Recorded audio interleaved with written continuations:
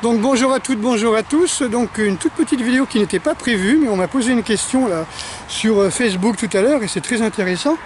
On m'a dit, est-ce que tu as vu ce qui se passe au Venezuela? Il y a une coupure d'électricité, les gens sont rentrés chez eux, les magasins sont fermés, les hôpitaux, les écoles, et ils sont retournés à l'âge de pierre. Et il m'a dit, est-ce que tu imagines ce que ça peut être si ça se passait en France? Et bien moi j'ai vécu ça, je crois que c'était en 71. On avait fait une grande mode, j'en ai déjà parlé, on avait fait une grande mode du tout électrique. Vous achetez un paquet de Banania, vous avez gagné une caméra, mais si vous gagnez une caméra, il faut acheter le projecteur électrique, la monteuse électrique, etc. Donc en fin de compte, partout, on gagnait des disques, il fallait acheter le tourne-disque, vous voyez, ouais. C'était la promo du tout électrique. Donc on avait encore les lessiveuses à main, vous voyez, les choses comme ça, de machine à laver, tout le monde, tout électrique, c'était super. Et puis 71, grande coupure de courant. Alors Haroun Tazieff, dans un livre qu'il avait fait, qui était vraiment super, un tout petit livre, il avait fait un livre, le nom va peut-être me revenir, mais de toute façon je le mettrai en lien.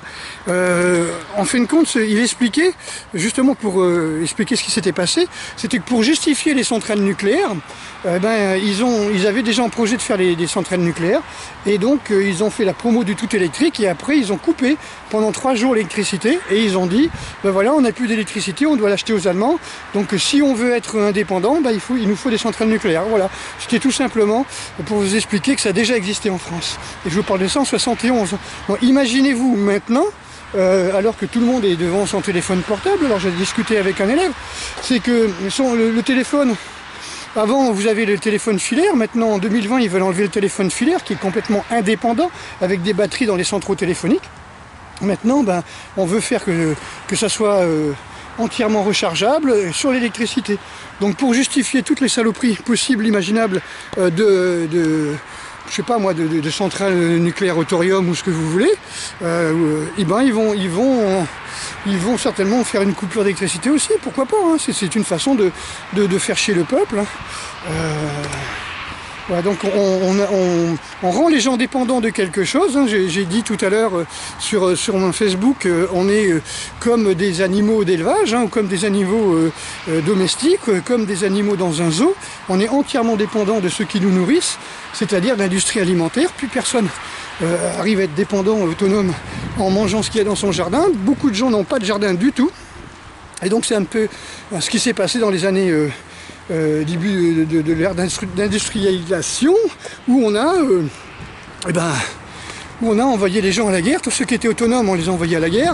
Alors la guerre de 70, la guerre 14, la guerre 39, on a flingué toute la paysannerie française, et puis après on n'a plus eu de gens autonomes qui connaissaient les plantes, qui savaient se guérir. C'est comme vous trouvez plus de rebouteux, vous trouvez plus de... On a interdit les tisanes en France, vous avez des magasins qui veulent faire des tisanes, on vous les interdit. Voilà, l'écran se mouille, c'est parce qu'il pleut, je suis vraiment désolé. Voilà, donc je speed un peu parce que je vais au cours et puis j'avais pas prévu de faire cette vidéo.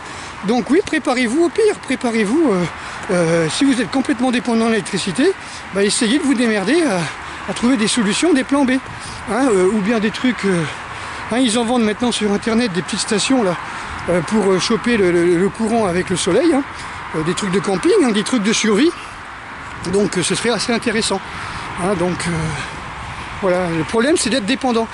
Quand vous comprenez que combien vous êtes dépendant de tous ces systèmes, franchement ça fout les boules, quoi. C'est-à-dire que vous êtes comme un enfant.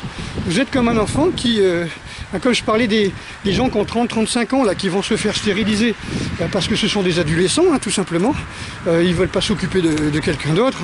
Ils disent que c'est une charge pour l'écologie. Ben non, un enfant, ça peut travailler aussi à planter des arbres, ça peut devenir un agriculteur écologique, etc. Donc non, c'est des mecs qui sont égoïstes et qui ne veulent pas mûrir, tout simplement. Donc ils veulent rester ados. Ils ont été élevés avec leurs petits jeux vidéo dans leur chambre tout seuls, et puis maintenant, voilà, ils n'ont aucune connexion avec le monde ni avec les autres. Donc ils veulent continuer à jouer à la console à 35 ans, et puis pas s'occuper de môme. Voilà. Donc c'est pareil, voilà, donc on est complètement dépendant de pas mal de systèmes, et donc essayez de vous libérer, d'être autonome, et de pouvoir vivre le plus possible sans avoir besoin de toutes ces centrales, etc. Voilà, donc regardez ce qui se passe au Venezuela, vous allez voir, ça peut être aussi monstrueux si ça se passe en France. À bientôt.